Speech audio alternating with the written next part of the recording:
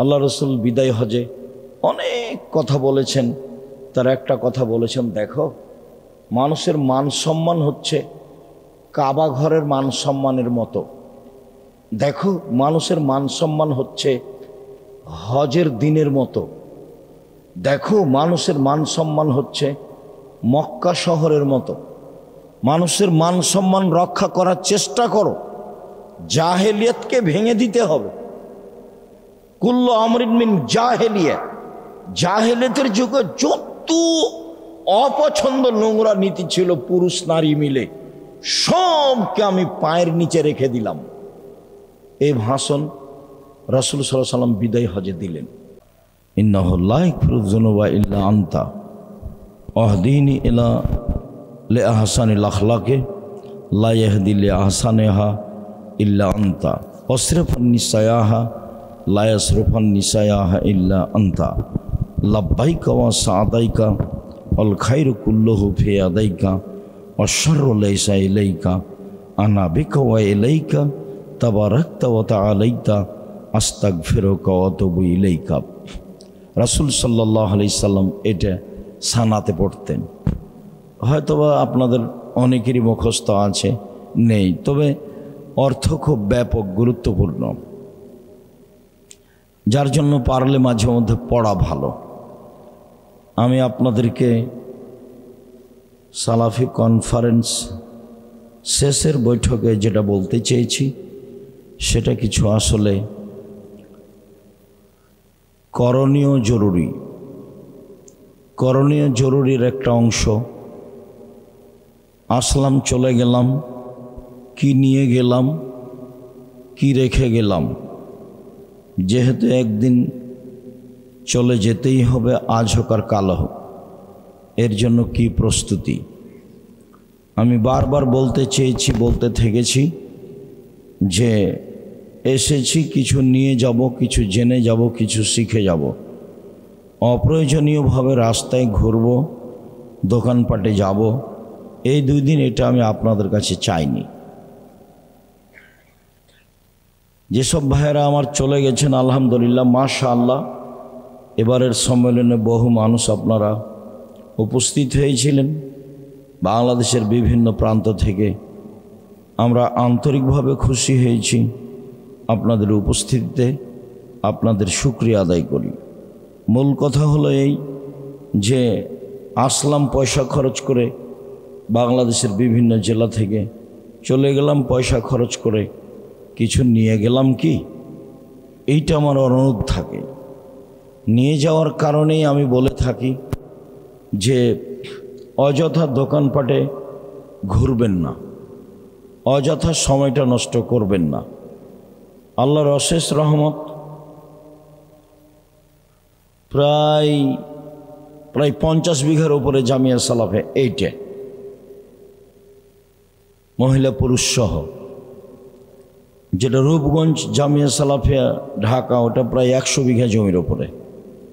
আল্লাহর একটা অশেষ বড় নিয়ামত, আল্লাহর একটা বড় দয়া। এখানে এসে সুবিধা ভোগ করবেন, খাওয়া, থাকা, সালাত, নিয়ম নীতি, পেশাব পায়খানা। কষ্ট হলেও এমন তো হজ সফরে গিয়ে আমরা মিনা মাঠে, আরাফার মাঠে, মুজদালেফার মাঠে লাইন দিয়ে টয়লেটে, পেশাব পায়খানায় যেতে হয়, 5জন 7জন লাইন থাকে। এখানে হয়তোবা গেলাম, পাওয়া গেল একটু দাঁড়িয়ে থাকতে হলে, এমনটা হতে পারে, কিন্তু আলহামদুলিল্লাহ সব কিছু ব্যবস্থা আছে। বাইরে ঘুরে বেড়াতে হবে এটার প্রয়োজন নেই। আমাকে যেটা সবচেয়ে বেশি খারাপ লাগে সেটা হলো এই, প্রয়োজন নয় আমি বাড়ি চলে গেলাম, রাজশাহী ঘুরলাম, হাটবাজার ঘুরলাম। আমি আসলে জামিয়া সালাফিকে স্বপ্নপুরী করতে চাই না। এখানে পিকনিকের এটা কেন্দ্র, এটা আমি চাইনি। এখানে ঘোরার জন্য এসেছি, উপস্থিতি 10 মিনিট থেকে একটু ঘুরবো, এটা আমি চাইনি। রাজশাহীতে যদি কিছু দেখার থাকে মনে করে এসেছি, তাহলে অন্য দিন আসতে হবে। আমি আপনার চেয়েছি যেহেতু আমাদের বিষয়ভিত্তিক বক্তব্য হয় এবং যারা বক্তব্য দেন তারা না দেখে না জেনে না বুঝে কেউ বক্তব্য দেয় না। বলা আছে শক্তভাবে, কেউ কারো বিরুদ্ধে কথা বলতে পাবে না, কেউ কারো মান সম্মান নিয়ে কথা বলতে পাবে না। মান সম্মান নিয়ে রাসূল সাল্লাল্লাহু আলাইহি ওয়াসাল্লাম কোনোদিন কথা বলেননি, কারো বিরুদ্ধে তিনি কথা বলা প্রয়োজন মনে করেননি। তিনি জানতেন যে একবারে খাঁটি মুনাফিক, তারপরেও তিনি তাকে বের করে দেননি। এইটা তার অভ্যাসের বাইরে ছিল। রাসূল সাল্লাল্লাহু আলাইহি সাল্লামের বৈশিষ্ট্য, খাসলাত, নীতি গতি এরকম ছিল না। সম্মানিত দিনী ভাই বোন, আমি এক নম্বরে চেয়েছি আপনাদের কাছে আসবেন, শুরু থেকে নিয়ে শেষ পর্যন্ত জামিয়া সালাফিয়া আল্লাহ যেটুকু ব্যবস্থা দিয়েছে, খাওয়ার হোক, শুয়ে থাকার হোক, পেশাব পায়খানার হোক, সেটুকু ভোগ করবেন। একটু কষ্ট হলে এখানে থাকবেন, এটা আমার ঐকান্তিক কামনা। যদি কম বেশি হয়ে থাকে তাহলে বুঝতে হবে আমি দাবি জানিয়েছি, ভুল আপনি করেছেন। সম্পূর্ণ সময় থাকার পরে যেটুকু কষ্ট ভোগ করলেন সেটুকু আমাদেরকে জানালে আমরা সেটা করার চেষ্টা করব ইনশাআল্লাহ। আমি আপনাকে দান খায়রাত করতে বলি এই জন্য যে জামিয়া সালাফিয়া দান খায়রাতের জন্য অন্য কাউকে আমরা বলতে বলি না।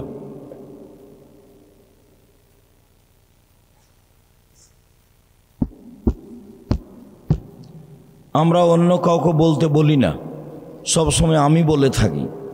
দেশে বিদেশে যেখানেই যাই আমি জামিয়া সালাফিকে সাথে নিয়ে যাই। জামিয়া সালাফের ভালোবাসায় নিজেকে বিলীন করেছি বলে আমার মনে হয়। আল্লাহকে বলছি তুমি ভুল ত্রুটি মাফ করো, জামিয়া সালাফিকে কবুল করো। তোমাকে মানুষ চিনবে, তোমাকে মানুষ জানবে, তোমাকে মানুষ মানবে। এ আশায় জামিয়া সালাফে গড়েছি, গড়তে যাচ্ছি, গড়ব ইনশাআল্লাহ। তুমি এটুকু কবুল করো। সম্মানিত দিনী ভাই বোন, পরকালের আশায় আল্লাহকে সন্তুষ্ট করার উদ্দেশ্যে আপনার ছেলে মেয়েকে ভালো মানের শিখিয়ে দিব, এই উদ্দেশ্যে দিন রাত পরিশ্রম করে যাচ্ছি। মানুষ মাত্র কোথাও ভুল ত্রুটি থাকতে পারে, থাকাই স্বাভাবিক। কাজেই আমি চাই আপনার যাওয়া আসাটা একমাত্র আল্লাহর সন্তুষ্টির জন্য হয়ে থাকে, এইটা আমি আপনার কাছে ঐকান্তিকভাবে দাবি রাখি। অন্যান্য প্রোগ্রামে গেলেন, গল্প করলেন, ঘুরলেন ফিরলেন, হাট বাজার করলেন আর চলে গেলেন, এটা আমি চাইনি, কোনো সময় এটা চাই না। এটা আমার প্রথম কথা। দ্বিতীয় কথা হলো এই যে কি আমল শিখলাম, কি আমল করব, তাতে বক্তব্য যা শুনলাম, যা বুঝলাম, এতে যদি কিছু উপকার হয়ে থাকে সেটা পালন করার চেষ্টা করতে হবে। আমি জীবনে কোনো দিন খ্রিস্টান আব্রাহাম লিঙ্কনের কাল্পনিক পদ্ধতি, নির্বাচন পদ্ধতিকে পছন্দ করিনি। এর বাস্তবতা আমি খুব ভালোভাবে জানি। আমার চোখের সামনে নির্বাচনের নাম দিয়ে মানুষ মানুষের রাস্তাঘাট বন্ধ করে, মানুষ মানুষকে জেল হাজত দেয়, মানুষ মানুষকে মারে, মানুষ মানুষকে হত্যা করে, মানুষ মানুষের টাকা পয়সা লুটে নেয়, মানুষ মানুষের মান ইজ্জত লুটে নেয়। কত ধরনের অন্যায় আছে, সর্ব ধরনের অন্যায় মানুষ লিপ্ত হয়। একজন আর একজনের সব সময় মুখামুখি শত্রুতায় থাকে। আসলে যারা এই নির্বাচন পদ্ধতি তৈরি করেছে তারা এগুলা আমাদের উপরে চাপিয়ে দিয়ে তারা ফিরিয়ে আছে। আমার অনুমান যে আবদুল্লাহ যখন বক্তব্য দিচ্ছিল গত রাতের আগের রাতে, তখন মোটামুটি ভালোই বুঝেছি ঘটনা কি, এমন কেন হচ্ছে, এমন কেন হচ্ছে, এইটাই তো তারা চেয়েছে, চাচ্ছে, যার কারণে হচ্ছে। রাসূল সাল্লাল্লাহু আলাইহি সাল্লাম তো এইটা চায়নি, যাতে মানুষের উপরে মানুষ ক্ষিপ্ত হবে, মানুষের অর্থ সম্পদ মানুষ লুটে নিবে, মানুষকে মানুষ জেল হাজতে দিবে। এটা তো রাসূল সাল্লাল্লাহু আলাইহি ওয়াসাল্লাম চাননি। এটা তো শিষ্টাচার নয়, এটা তো আদব কায়দা নয়। রাসূল সাল্লাল্লাহু আলাইহি ওয়াসাল্লাম বলছেন, আলা তাসমাউনা, আলা তাসমাউনা, আলা তাসমাউনা, তোমরা শুনছো না, তোমরা শুনছো না, তোমরা শুনছো না, আন্না সাজাজাতা মিনাল ঈমান। সাদা সিধে, সাদা সিধে চলা, থাকা, খাওয়া, পড়া, কথা বার্তা সব হবে ঈমান। আর যখনই একটু উলট পালট হবে তখন তা আর ঈমান হবে না। ভদ্র আচরণ, নম্র চালচলন, ভালো আদর্শ, ভালো চালচলন, মধ্যম পন্থায় চলা, ধীরস্থিরতা অবলম্বন করা, নবীগণের স্বভাবের 24 ভাগের 1 ভাগ, 25 ভাগের 1 ভাগ। সম্মানিত দিনী ভাই বোন, আমি আপনার কাছে চেয়েছি এইটা যে মানুষের প্রতিশোধ নেব না, প্রতিবাদে যাব না, হক হিসাবে যতটুকু বলতে পারি তা বলবো। প্রতিবাদ করে, প্রতিদ্বন্দ্বিতা করে হক বলবো, এটা আমি চাইনি। প্রতিশোধ নিতে হবে না কারো। মানুষ অন্যায় করেছে, ধৈর্যের পরিচয় দিতে হবে, ছাড়ে থাকতে হবে, ছাড়। সচ্ছল অসচ্ছল অবস্থায়, সচ্ছল অসচ্ছল অবস্থায় দান করে যে সে জান্নাতে চলে গেছে। অল কাযমিনাল গায়জ, রাগ দমন করে যে, রাগ দিয়া কাজ নেয় না যে সে জান্নাতে চলে গেছে। অল আফিনানিন নাস, মানুষকে মাফ করে যে, মানুষকে মাফ করতে হবে, মানুষের উপরে ক্ষেপে উঠতে হবে না। এই স্বভাবে আপনাকে গড়তেই হবে যে কোনো মূল্যে। ছেলে মেয়ে, আহাল পরিবার, দেশবাসী, গ্রামবাসী, এলাকাবাসী, প্রতিশোধ নিতে হবে না। সচ্ছল অসচ্ছল অবস্থায় দান করতে হবে, রাগ দমিয়ে চলতে হবে, মানুষকে ছাড় দিতে হবে, মাফ করে দিতে হবে। আল্লাহ তাআলা এই 3টাকে জান্নাতের মাধ্যম হিসাবে উল্লেখ করেছেন। আমি দ্বিতীয় যেটা বলতে চেয়েছি সেটা হলো এইটা যে প্রতিশোধ নিব না, ছাড় দিয়ে যাব, মাফ করে দিয়ে যাব। শিষ্টাচারে 1 নম্বরে থাকার চেষ্টা করব, জরুরি প্রয়োজন ছাড়া।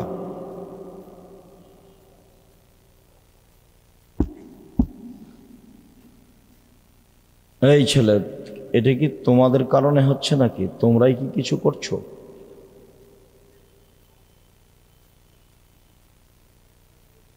সম্মানিত দিনী ভাই বোন, অবশ্যই ছাড় দিতে হবে, প্রতিশোধ নিতে হবে না। এইটাতে থাকার জন্য আমি আপনাকে অনুরোধ জানাচ্ছি, এই জন্য যে ভালো চাল চলনের নেকি বিচারের মাঠে নেকির পাল্লায় সবচেয়ে ভারী নেকি হবে। হজের নেকি যত ভারী, ভালো চাল চলনের নেকি তার চেয়ে 1,00,000 গুণ বেশি ভারী। উমরার নেকি যত ভারী, ভালো চাল চলনের নেকি তার চেয়ে 1,00,000 গুণ বেশি ভারী। সালাত, সিয়াম, জিকির আজকার, তাসবিহ তাহলিল, এসব নেকির যত ভারী, এর ওজন যত, ভালো চাল চলনের নেকি তার চেয়ে 1000 গুণ বেশি ভারী। মানুষের পাপ নেকি বিচারের মাঠে ওজন হবে মর্মে আমি অনুরোধ জানিয়েছি যে এখান থেকে নিয়ে যাব ভালো চাল চলন। প্রতিবেশী, দেশবাসী, আত্মীয় স্বজন কারোর সাথে মন্দ আচরণে জীবিকা নির্বাহ করতে রাজি নই। কারোর সাথে খারাপ আচরণ করে একদিন 1 ঘন্টা বাঁচতে রাজি নই। জুলুম করে, মানুষের ওপর অন্যায় বিচার করে, মানুষের বদনাম গীবাত করে, মানুষের মান সম্মান নষ্ট করে একদিন 1 ঘন্টা বাঁচতে রাজি নই। আল্লাহ রসুল বিদায় হজে অনেক কথা বলেছেন। তার একটা কথা বলেছেন, দেখো মানুষের মান সম্মান হচ্ছে কাবা ঘরের মান সম্মানের মতো। দেখো মানুষের মান সম্মান হচ্ছে হজের দিনের মতো। দেখো মানুষের মান সম্মান হচ্ছে মক্কা শহরের মতো। মানুষের মান সম্মান রক্ষা করার চেষ্টা করো। জাহেলিয়াতকে ভেঙে দিতে হবে। কুল্লু আমরিন মিন জাহেলিয়া, জাহেলিয়াতের যুগে যত অপছন্দ নোংরা নীতি ছিল পুরুষ নারী মিলে, সবকে আমি পায়ের নিচে রেখে দিলাম। এই ভাষণ রাসূল সাল্লাল্লাহু আলাইহি ওয়াসাল্লাম বিদায় হজে দিলেন। আমি দ্বিতীয় চেয়েছি, অবশ্যই আপনি ছাড় দিয়ে মন্দ আচরণ ত্যাগ করে যে কয়েকদিন বেঁচে থাকবেন, বেঁচে থাকার চেষ্টা করবেন, আমার জরুরি অনুরোধ। 3, আপনার ছেলে মেয়ের উপরে জাতি নির্ভর করছে। আপনি আর আমি যেভাবে ছেলে মেয়ে মানুষ করতে চেয়েছি, এইটা দিয়ে জাতি রক্ষা হবে না। বাংলাদেশের ছেলে মেয়েরা শিক্ষা অর্জন করে ঠাকুরের গান বলে, ওমা তোমার আকাশ তোমার বাতাস। বাংলাদেশের ছেলে মেয়েরা শিক্ষিত নয়। বাংলাদেশের ছেলে মেয়েরা শিক্ষা অর্জন করে শহীদ মিনার তৈরি করে। শহীদ মিনার তৈরি করে ওদের কি হবে? এখন যে 2000 মানুষ মারা গেলে এদের কোন মিনার তৈরি করতে হবে? শহীদ মিনার যদি তৈরি করতাম তাহলে সৈয়দুশ শুহাদা হামজা ইবনে আব্দুল মুত্তালিব, একবারে আদম থেকে নিয়ে কিয়ামত পর্যন্ত যত মানুষ শহীদ হয়েছে, যত মানুষ শহীদ হচ্ছে, যত হবে কিয়ামত পর্যন্ত, সবার চেয়ে দামি মানুষ হলেন হামজা ইবনে আব্দুল মুত্তালিব। শহীদ হিসাবে শহীদ মিনার তৈরি করলে তারই শহীদ মিনার তৈরি করতাম। তাহলে আপনি জাতির জন্য ছেলে মেয়ে মানুষ করতে পারেননি। ছেলে মেয়ে মানুষ করেছেন, ও হলো চোর ডাক্তার, ও হলো প্রতারক ধোঁকাবাজ ডাক্তার, রাসূলের আদর্শ বুঝেনি। তাহলে আপনি জাতির জন্য কি ছেলে মেয়ে মানুষ করলেন? আপনার ছেলে মেয়ে জাতিকে রক্ষা করতে পারলো না। বহু জায়গাতে আল্লাহ কোরআন মাজিদে বলছে, ফেরাউন তার সম্প্রদায়কে সৎ পথ দেখাতে পারেনি। ফেরাউন তার সম্প্রদায়কে সঠিক পথে পরিচালনা করতে পারেনি। ফেরাউনের এমনিতেই হুঙ্কার আর দাবি যে হামান উঁচু প্রাসাদ নির্মাণ করো, আমি মূসার রবকে হত্যা করব। আমি মনে করছি মূসা মিথ্যার ভিত্তিতে মূসা দিনরাত কাটাচ্ছে, ও আমাদের মান সম্মান নষ্ট করে দিবে। এসব ফেরাউনের এগুলো ফালতু কথা। ফেরাউন জাতিকে রক্ষা করতে পারেনি, এই কথা আল্লাহ কোরআন মাজিদে বহুবার বলেছেন। সে জাতিকে ভুল পথে নিয়ে গেছে। আপনি ছেলে মেয়ে মানুষ করলেন কি করতে? জমি চাষ করে খাওয়াই ভালো ছিল, দিন মজুরি করে খাওয়াই ভালো ছিল। রুজি তো হয় একটা। মূর্খ মানুষও তো ব্যবসা বাণিজ্য করতে পারে, ব্যবসা বাণিজ্য করে খেত। 25-30 বছর যাবত তাকে পড়ালেন, 40 বছর যাবত তাকে পড়ালেন, বিবাহ শাদী দিলেন না।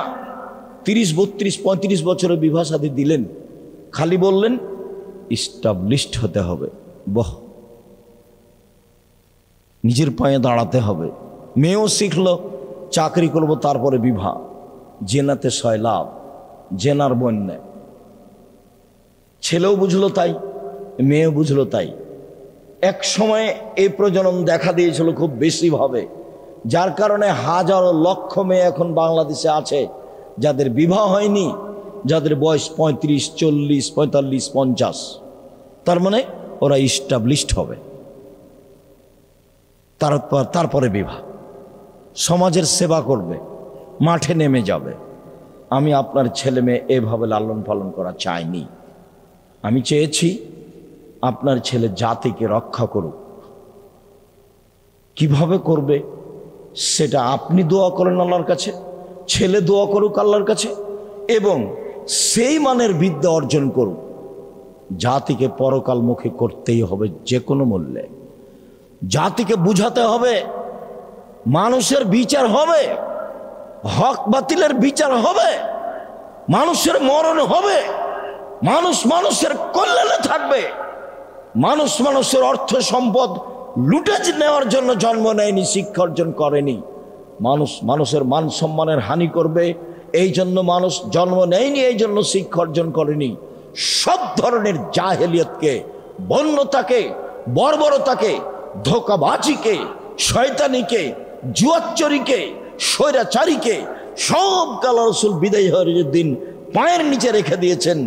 বলে গেছেন, জাতির সামনে শিষ্টাচার দিয়ে গেলাম। এক গিলাস পানি পান করলে 5টা বিধান লাগে। আপনি ছেলে মেয়ে এইভাবে মানুষ করেন। আব্দুল্লাহ বক্তব্যের এক পর্যায়ে অনেক পরামর্শ দিয়েছিল। তাহলে আমরা এখন কি করতে পারি? জাতিকে বাঁচাতে হলে নির্বাচন পদ্ধতির পথ ঘাটগুলি তো ভালো দেখতে পেলাম না, তো তাহলে এখন আমাদের কি হবে, আমরা কি করব? তো ভালো ভালো কয়েকটা পয়েন্ট উল্লেখ করলো যে আপাতত এইগুলো করি। ছেলে মেয়েকে মানুষ করেন জাতিকে বাঁচানোর জন্য, জাতিকে পরকালমুখী করার জন্য, জাতিকে আল্লাহকে চেনানোর জন্য, জাতিকে মুহাম্মদ সাল্লাল্লাহু আলাইহি সাল্লামকে চেনানোর জন্য। মুহাম্মদ সাল্লাল্লাহু আলাইহি সাল্লামের জন্মদিবস পালন করলো, একবার ট্রাকে উঠে মিলাদ করলো। এটা দিয়ে ও জাতির কি করলো? সিগারেটও হাতে আছে, দাড়িও চাচা আছে, রং মেখে আছে, আর বলছে মিলাদ। মিলাদ করছে, এ দিয়ে জাতি রক্ষা হবে? এটা কথা হলো? এরকম করা, হইচই করা, নবীর নামে চিল্লা চিল্লি করা, আর ওমা তোমার আকাশ তোমার বাতাস, এর আবার পার্থক্য কি? আপনার ছেলে মেয়ে প্রত্যেক দিন সকালে গিয়ে বলে, ও কালিমা তোমার আকাশ, ও কালিমা তোমার বাতাস। এটা আপনার সহ্য হয় কেমনে? আপনি কেন একটু পদক্ষেপ নেন না? ছেলে মেয়ে মানুষ করব এই জন্য যে জাতিকে শিরক মুক্ত করতে হবে। ছেলে মায়ের দুধ ছেড়ে স্কুলে যেতে না যেতেই ওর জন্মই হচ্ছে বিদ্যার জন্ম শিরক দিয়ে। কি করে জাতি রক্ষা হতে পারে? আল্লাহকে অপমান করে, নবীকে অপমান করে কি করে জাতি রক্ষা হতে পারে? এটা হয় কি করে? বাংলাদেশের আলেম ওলামা সুযোগ পেয়েছিল নিজের মতো দেশ গড়তে, কিন্তু বুঝল না তারা, নিজ নিজ স্বার্থে নেমে গেল। সবাই বসে, যারা মনে করে আমরা কোরআন হাদিস বুঝি, হানাফি হোক, শাফি হোক, মালিকি হোক, হাম্বলি হোক, যেই হোক না কেন, তারা যদি নিজ স্বার্থ ত্যাগ করে বাংলাদেশের মাটিতে পরামর্শের ভিত্তিতে নেতা নির্বাচন হবে, এই পদক্ষেপ যদি তারা হাতে নিত, তাহলে যারা গাদ্দারি করছে, করেছে, করবে, এরা সুযোগ পেত না। কিন্তু আমি আর আপনি তো সুযোগ নিলাম না। শুধু খালি ছেলেগুলো জীবন দিল, মানুষগুলো জীবন দিল, পানি লাগবে, পানি লাগবে, পানি লাগবে। সুযোগকে মাটির সাথে মিশিয়ে দিল। সবাই নিজ নিজ স্বার্থ নিয়ে চলল ধর্মের নামে। অবাক কথা, দেশের মুরগি জ্বালিয়ে দিয়ে ইন্ডিয়া থেকে ডিম নিয়ে আসতে হবে, এরাও নাকি দেশ চাই। দেশের কলকারখানা বন্ধ করে ইন্ডিয়া থেকে সবকিছু নিয়ে আসতে হবে, এরাও নাকি দেশ চাই।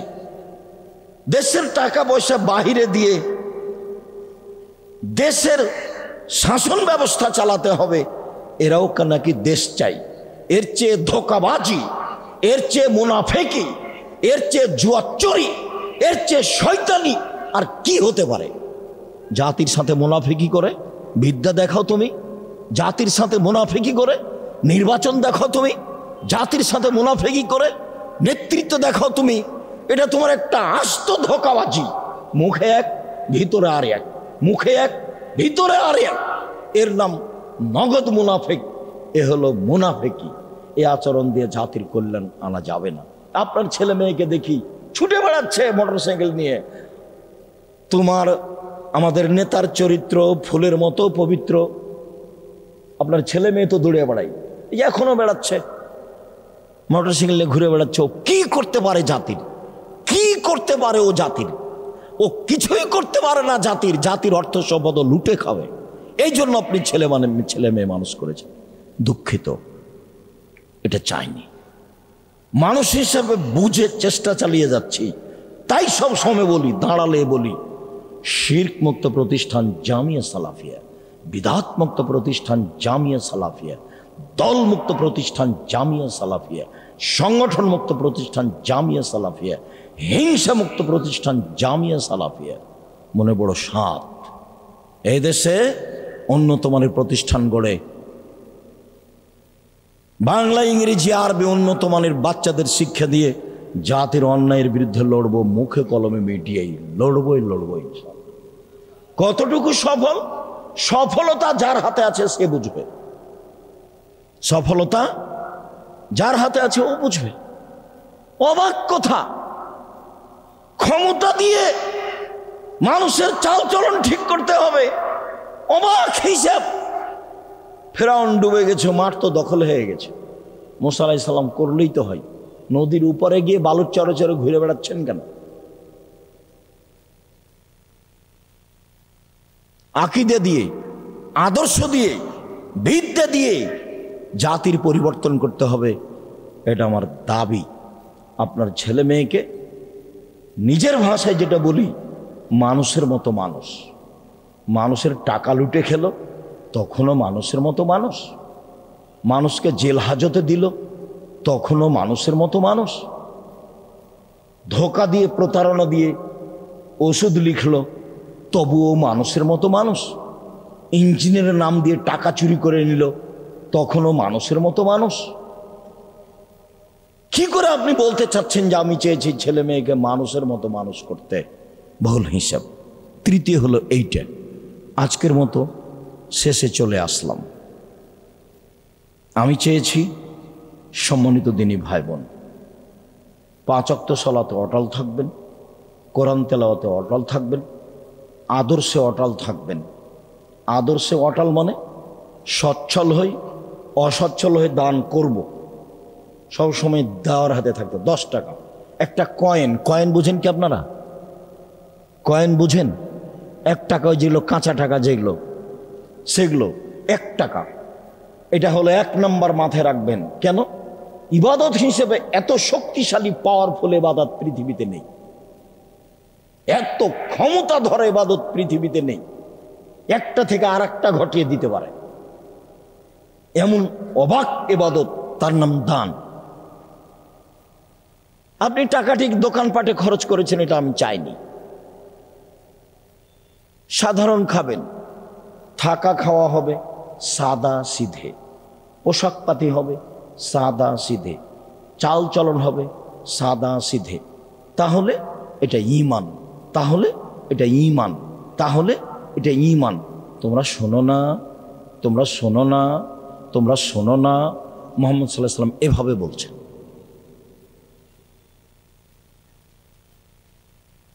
5 ওয়াক্ত সালাতে অটল, কোরআন তেলাওয়াতে অটল। আড্ডা পিঠা চিরদিনের জন্য হারাম। দোকানপাটে, রাস্তাঘাটে মোবাইল নিয়ে সময় কাটানো চিরদিনের জন্য হারাম। দিনী ভাই বোন, ছেলে মেয়েকে যে কোনো মূল্যে আদর্শ করতেই হবে, পরকালমুখী করতেই হবে। আপনার ছেলে মেয়ে জাতিকে পরকালমুখী করবে, জাতিকে আল্লাহকে চিনাবে, জাতিকে নবীকে চিনাবে, জাতিকে পরকালকে চিনাবে, জাতিকে ভাগ্যকে বিশ্বাস করাবে। আলেম ওলামা নেমে গেছে ওই করোনাতে। করোনা আমাকে ধরবে কিনা পৃথিবী সৃষ্টির 50,000 বছর পূর্বে লেখা আছে। আর মৌলানা সাহেব বলছে যে একজন মৌলানা আর একজন মৌলানাকে এ সরকারি আইন মেনে চলে, খুব ভালো মানুষ। কি সরকারি আইন? 3 ফুট পর পর দাঁড়াতে হবে মসজিদে। তা বলছে ও খারাপ মানুষ। আমাকে বলছে সবচেয়ে ভালো মানুষ, আমি বলছি ও খারাপ মানুষ। কে বলেছে? আর যদি একদিনও কাবা ঘরে পায়ে পা না মিলিয়ে দাঁড়াই, তবু এটাই নীতি, নবীর নীতি কিয়ামত পর্যন্ত পরিবর্তন করা যাবে না। মানুষের নীতির 5 পয়সা দাম নেই। কার নীতি চালু রাখতে হবে সব সময়? মুহাম্মদ সাল্লাল্লাহু আলাইহি ওয়াসাল্লামের। ছেলে মেয়ে এটা করবেন। আপনাকে আমি কষ্ট দিতে চাইনি, বলছি আল্লাহ আমাদের যেসব দিনী ভাই বোন সালাফি কনফারেন্সে উপস্থিত হয়েছিল, তুমি তাদের কবুল করো, তুমি তাদের ক্ষমা করো, তুমি তাদের নিরাপত্তা দান করো, তুমি তাদের আহাল পরিবারকে তোমার রাসূলের পদ্ধতিতে গড়ে তোলার সুযোগ করে দাও। তুমি তো সর্বশক্তিমান, তুমি করতে পারো, তুমি আজিজ, তুমি পরাক্রমশালী, কেউ তোমাকে ঠেকাতে পারে না। তুমি যদি কালকে ফেরাউনকে ক্ষমা করে দাও, তো তোমার বিচার কেউ করতে পারে, ফেরাউনকে ক্ষমা করলো কেন, এই কথা কেউ বলতে পারবে না। মুসা আলাইহিস সালাম, ঈসা আলাইহিস সালাম বলছেন, ইন তুআযিবহুম ফাইন্নাহুম ইবাদুকা, আমি কাউকে বলিনি আমি আল্লাহ, আমার জীবদ্দশায় আমার পরে তারা কি করেছে সেটা আপনি জানেন। আমি মানুষকে বলিনি আমি আল্লাহ, আমার পরে তারা কি করেছে সেটা তুমি জানো। ইন তুআযিবহুম ফাইন্নাহুম ইবাদুকা, ওদের যদি তুমি শাস্তি দাও, দাও না, তোমার বান্দা, দাও, তাতে আমার কি? তুমি ওদের যদি শাস্তি দাও তো দাও না, আমার কি করার আছে? দাও, তোমার বান্দা, তুমি দিবা শাস্তি, তো আমার কি করার আছে? ওয়াইন তাগফির লাহুম ফাইন্নাকা আনতাল আজিজুল হাকিম, আর তুমি যদি ক্ষমা করে দাও তাহলে তুমি পরাক্রমশালী, প্রজ্ঞাময়, তোমার কেউ বিচার করতে পারে না। সারা পৃথিবীর মানুষকে যদি তুমি ক্ষমা করে দাও, তোমার সামনে কেউ মুখ খুলতে পারবে না। তুমি পরাক্রমশালী, তোমাকে কেউ পারে না। আদকে ধ্বংস করে দিয়েছো, সামুদকে ধ্বংস করে দিয়েছো, ফেরাউনকে ধ্বংস করে দিয়েছো, আইকাবাসীকে ধ্বংস করে দিয়েছো, তুব্বাকে ধ্বংস করে দিয়েছো। কত সম্প্রদায় তুমি সময়ের গতিতে ধ্বংস করেছো। আদ সামুদের ব্যাপারে কথা বলছে আল্লাহ ফেরাউনকে, যে ফেরাউন তোর চেয়ে শক্তিশালী ছিল তারা অর্থ সম্পদে, তোর চেয়ে শক্তিশালী ছিল তারা জমিনে স্মৃতি নির্মাণে, এমন স্মৃতি নির্মাণ করে চলে গেছে তারা, কিয়ামত পর্যন্ত দেখতে পাবে মানুষ। আমি মনে করি পিরামিড তাদের কথা, তাদের তৈরি, আদ সামুদের। ওদেরকে ধ্বংস করে দিয়েছে, কেউ তার বিচার করতে পারেনি। ফেরাউনকে ধ্বংস করে দিয়েছে, কেউ তার বিচার করতে পারেনি। ক্ষমতা দেখে বেঁচে লাভ নেই। ক্ষমতা যদি দেখতে চান অন্যায়, সময় আসলে রক্ষা করতে পারে না কেউ। খুলনার অঘোষিত সম্রাট এরশাদ শিকদার, সময় আসলে ধ্বংস হয়ে যায় ক্ষমতা, কেউ টিকাতে পারে না। আর আপনাদের নেতৃত্ব সময় 45 মিনিট, এ তো খুব ভালোভাবে জানেন। এই হিসেবে তো জানেন ক্ষমতা দিয়ে, এইসব ক্ষমতা দিয়ে কাজ হয় না। আল্লাহ, তুমি আমার ভাইরা যারা এসেছিল তাদেরকে তোমার পদ্ধতিতে তোমার শক্তি দিয়ে পরিচালনা করো, এটা তোমার কাছে দাবি। তারা যে উদ্দেশ্যে এসেছিল, কোনো জায়গাতে ভুল ত্রুটি থাকলে তুমি মাফ করে দাও, আর যাতে তাদের কল্যাণ আছে সেটা তুমি করে দাও, তুমি করতে পারো। আল্লাহ, তুমি সর্বশক্তিমান।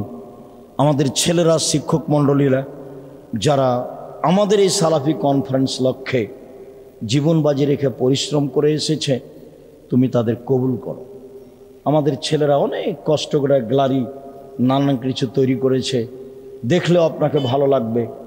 কালকের তাদের যেগুলি অল্প সময়ের উপস্থিতি ছিল তা আপনার কাছে ভালো লেগেছে বলে আমরা মনে করি। আমরা মানুষ হিসাবে চেষ্টা চালিয়ে যাচ্ছি। আল্লাহ, তুমি আমাদের ছাত্র শিক্ষককে কবুল করো, তাদেরকে মানুষের মতো মানুষ করো, তাদেরকে এমনভাবে আলেম তৈরি করো তারা যেন জাতির কল্যাণে থাকতে পারে, তারা যেন জাতিকে পরকালমুখী করতে পারে, তারা যেন জাতিকে আল্লাহকে চিনাতে পারে। এটা তুমি করে দাও, তুমি করতে পারো। আল্লাহ, যারা প্রশাসনে রয়েছে, সহযোগিতা করেছে, তুমি তাদেরকে কবুল করো, তাদেরকে পরকালমুখী করো, তাদের আহাল পরিবারকে তুমি কবুল করো। আল্লাহ, আমরা যারা বিভিন্ন জায়গা থেকে এসেছি তোমাকে সন্তুষ্ট করার জন্য এসেছি, যদি কোনো জায়গাতে ভুল ত্রুটি হয়েও থাকে তাহলে মানুষ হিসাবে বলছি তুমি আমাদের মাফ করো, তুমি আমাদের ক্ষমা করো। আমাদের যারা মারা গেছে দিনী ভাই বোন, তুমি তাদের কবরের শাস্তি মাফ করো, তুমি তাদের কবরকে প্রশস্ত করো, তুমি তাদের কবরকে আলোকিত করো। যারা আমরা অসুস্থ বাড়িতে হাসপাতালে, তুমি তাদের শেফা দান করো, আরোগ্য দান করো। যারা আমরা বেঁচে আছি তুমি তাদেরকে তোমার রাসূলের পদ্ধতি অনুযায়ী চলার তৌফিক দান করো। তুমি আমাদের জামিয়া সালাফে কবুল করো। তুমি সর্বশক্তিমান, তুমি করতে পারো। দিনকে যেমন দিন বলি রাত বলি না, রাতকে যেমন রাত বলি দিন বলি না, এগুলো তুমি করতে পারো। তুমি সর্বোচ্চ ক্ষমতার অধিকারী, এটা অন্তরে দৃঢ় বিশ্বাস করে সরিষার সমপরিমাণ সন্দেহ পোষণ না করে তোমাকে লা শারিক ঘোষণা দিয়ে, কাদির ঘোষণা দিয়ে, আজিজ ঘোষণা দিয়ে তোমার দরবারে বলছি জামিয়া সালাফে কবুল করো, আমাদের কবুল করো, আমাদের ছেলে মেয়েকে কবুল করো, জাতিকে কবুল করো। তোমার রহমতের অভাব নেই। তুমি রহমত দিয়ে, দয়া দিয়ে আমাদের ঢেকে আমাদেরকে পরকালমুখী করো, আমাদের প্রতি সন্তুষ্ট হও। তোমার দরবারে জোরালো দাবি দাওয়া দোয়া রেখে আজকের সম্মেলনের সালাফি কনফারেন্সের শেষ কথা এখানেই শেষ করলাম। সুবহানাকাল্লাহুম্মা ওয়া বিহামদিকা আশহাদু আল্লা ইলাহা ইল্লা আনতা আস্তাগফিরুকা ওয়া আতুবু ইলাইক। আসসালামু আলাইকুম ওয়া রাহমাতুল্লাহ।